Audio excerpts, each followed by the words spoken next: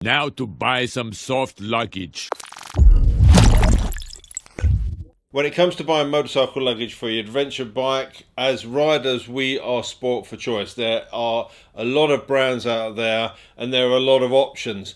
The first decision you have to make is whether you're going to go for hard panniers or soft panniers. Now, obviously, if you're watching this video, you've already established that I went for soft panniers. The reason I chose this system was for practicality and flexibility. And there's a lot to consider when you start looking at luggage.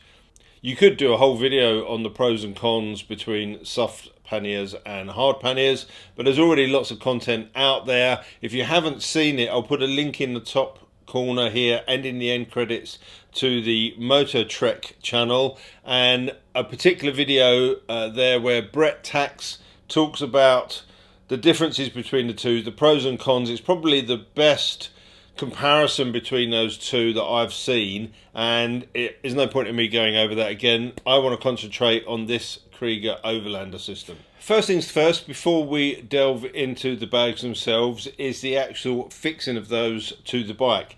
And there is a huge amount of options available for you. Kriega have produced their own mounting platform for the OS system.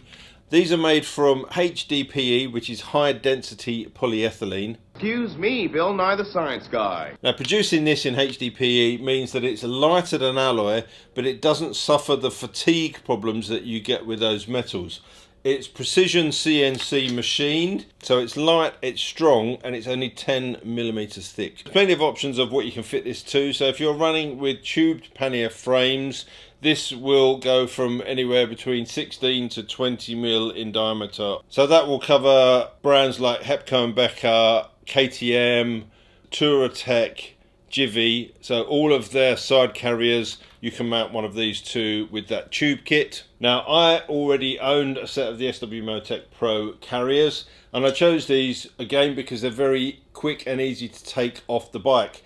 I don't particularly want to ride around on the bike when I'm not carrying luggage with all of my side carriers on there, so these can pop on and off really easily. And the Kriega OS platform is available ready to bolt straight onto here. So it comes with the kit, it's got everything you need, you just bolt that straight onto the side. I won't take you through the fitting of that because it is very easy, but as you can see, once it's fitted, you've got a nice rigid structure that the bags clip onto, and we'll go through that later on as I show you how easy these are to fit and also how flexible they are. Now, there is a lot of detail to go through in these bags, so I will try to get through this pretty quickly but also be comprehensive in terms of their construction and the fitment.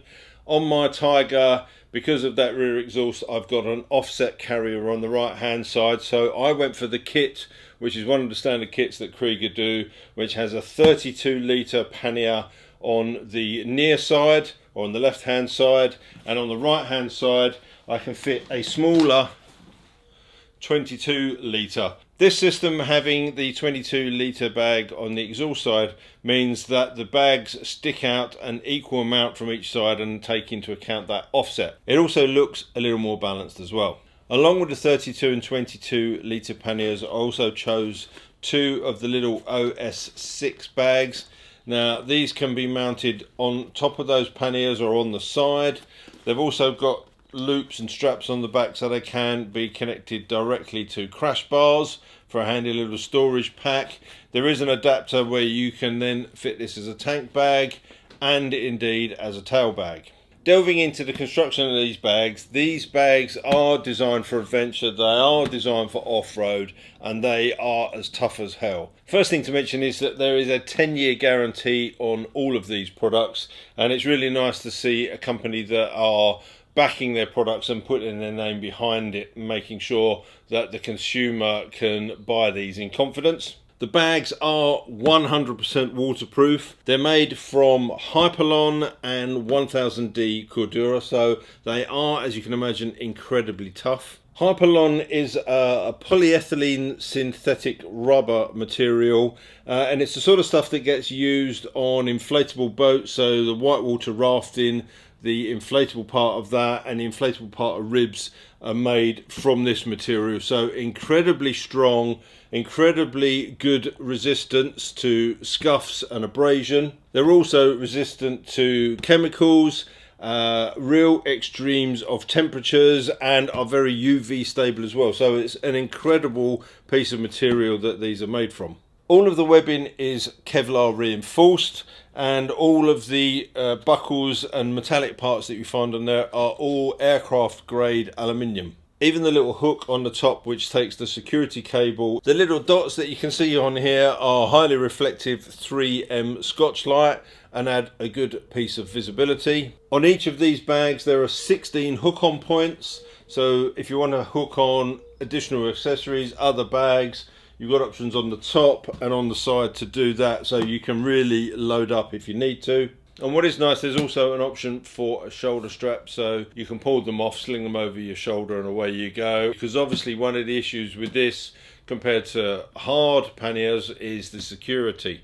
You can security strap these down, but they're not going to be as secure as an aluminium pannier. As well as the 32 and 22 litre side panniers and this OS6 6 litre bag. In the range there is an OS12 and an OS18, so you've got various sizes of extra packs that you can add, and that gives you the option to just tailor your setup for exactly what you need it for. The other thing I like about soft luggage is if you haven't got it completely full, you can cinch it down and just save a little bit of space. You don't have to worry too much about packing stuff in a hard pannier and not having that rattle around. As I mentioned before, all of the bags feature a roll top, which to be honest is the best way to make sure that there's no water ingress in there. And they all come with this white removable liner inside. It's nice that it's white because you can see what's inside it. You're not rummaging around inside a dark bag trying to find something.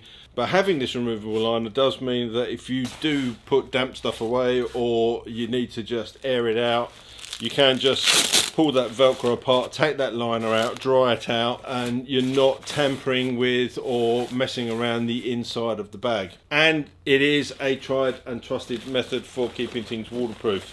You just roll that over, clip it at the side, and there's no water going in there. What are they like to fit to the bike? Well, it's a really simple and well thought out process, and I'll show you that. Firstly, just loosen off the straps at the top, and you can then unhook the two metal clips. Then do the same for the two clips at the bottom of the bag, and now you're ready to get them mounted onto the side carriers. It's easier to start with the top, so just slide the webbing through the top slots in the side panel, making sure you pull the metal buckle through, because as you can see, that sits and kind of locks into place and will hold the bags firmly. And once you've got both sides on the top pulled through and the buckles in place, the bag will support its own weight, which makes it much easier to get the rest connected. At this point you can now hook the upper straps in place. You don't need to pull them tight, but if you hook them into place they'll just stop them from swinging around. And to secure the bottom of the bag, you again push the webbing through the slot, loop it round and connect it to the lower hook. Nice and easy. And that's pretty much it in the fixing. Just pull that strap to tighten up the lower section and then cinch it down with the top buckle and clip that shut. If you do that on both sides, just take the weight of the bag so that you make sure that the bottom is fixed in nice and tight. Pull it down, snap it shut, and that's it. It's all done. All we need to do then is fold back the straps and tuck them away. Bingo. Once they're on, to access the contents of the bag, it's just a case of loosening those straps. Now you can loosen them and pull them to one side, or to be honest you may as well just unhook them. It just makes things a little bit easier to get to it. And then you can unclip the side clips and roll the top open, and there you have access. You can also see here that there's a carry handle for the bag. Now, I talked about the flexibility before, and you can see on the OS6 you've got 4 of those hooks on the back. So just loosen off the front straps, undo those 4 hooks, and then those 4 hooks will hook onto the tabs on the other larger case.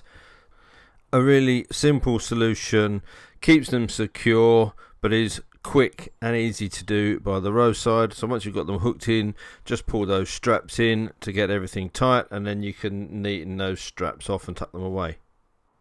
And then you've got exactly the same process if you want to fit the bag to the front here. So you could, in essence, put one on the front, one on the back, and one on the top if you really needed to.